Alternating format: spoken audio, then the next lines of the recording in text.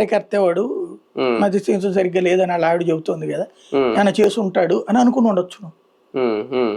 రవి చెప్పింది అక్కడ లేకపోతే వీళ్ళ కోఆర్డినేషన్ ఫెయిల్ అయ్యి ఉండాలి. ఆదివారం పూట కదా నిన్న సాక్షికి సంబంధించిన రిపోర్టింగ్, ఇటు వీళ్ళు ఆ పార్టీ ముగ్గురు మధ్యన సమన్వయం. ఇలా ఆదివారం వస్తే రిలాక్స్ అయిపోతున్నారు, శని ఆదివారాలు వస్తే ఆ రిలాక్సేషన్ లో పట్టించుకోకపోయి ఉండాలి సీరియస్ గా. వైసీపీ దీని మీద కేసులు పెట్టడం ఇలాంటి అన్న చేస్తుంది. ఇంకేం పెడుతుంది కేసు, వాళ్ళు ఆల్రెడీ పెట్టేశారు. విగ్రహం అయితే వైఎస్ఆర్ విగ్రహం పగల కొట్టారు, కేసు పెట్టారు, ఆయన అరెస్ట్ చేశారు, అయిపోయింది అంతే. అయిపోయింది. అంతకుమంది వీళ్ళ రాజకీయ పోరాటాలు అయితే ఏముండదు. దీని వల్ల ఏమన్నా రాజకీయ ప్రయోజనం పొందుతారు రేపు పొద్దున్న కూటమిలో. వైసీపీ వాడికి మనవాడిది ఇట్లా కూలగొడుతున్నారా, కావాలని నాటకాలు ఆడుతున్నారని ఫీలింగ్ ఉంటుంది. తెలుగుదేశం వాళ్ళకి ఆడ దాడే కూలగొట్టుకుని చేసుకున్నారు, ఏదో నాటకాలు బయటపడిపోయినాయి అని టీడీపీ జనసేన వాళ్ళు ఫీల్ అవుతారు.